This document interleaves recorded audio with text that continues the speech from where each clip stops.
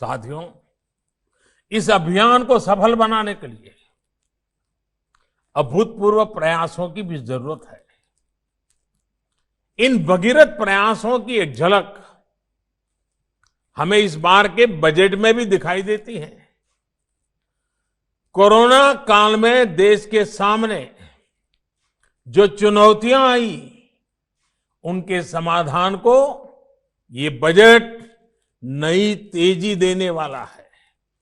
साथियों, बजट के पहले कई दिग्गज ये कह रहे थे कि देश ने इतने बड़े संकट का सामना किया है, इसलिए सरकार को टैक्स बढ़ाना ही पड़ेगा, देश के आम नागरिक पर बोझ डालना ही होगा, नए नए कर जो लगाने ही पड़ेंगे।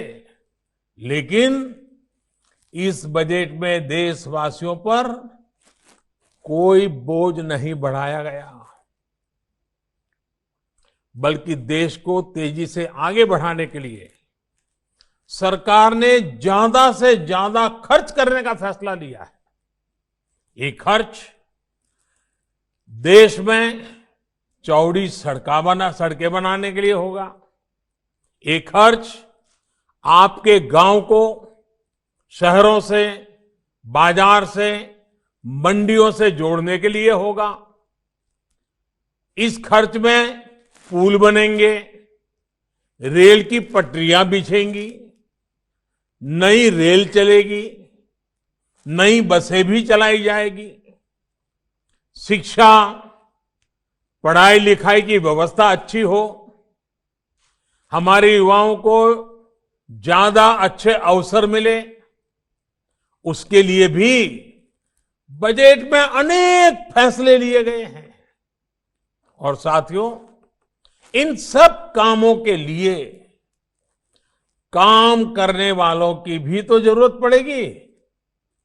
जब सरकार निर्माण पर ज्यादा खर्च करेगी तो देश के लाखों नौजवानों को रोजगार भी मिलेगा, आमदनी के नए रास्ते खुलेंगे।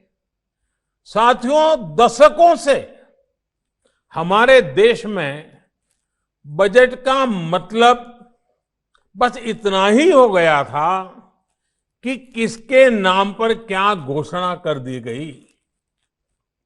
बजट को वोट बैंक के हिसाब किताब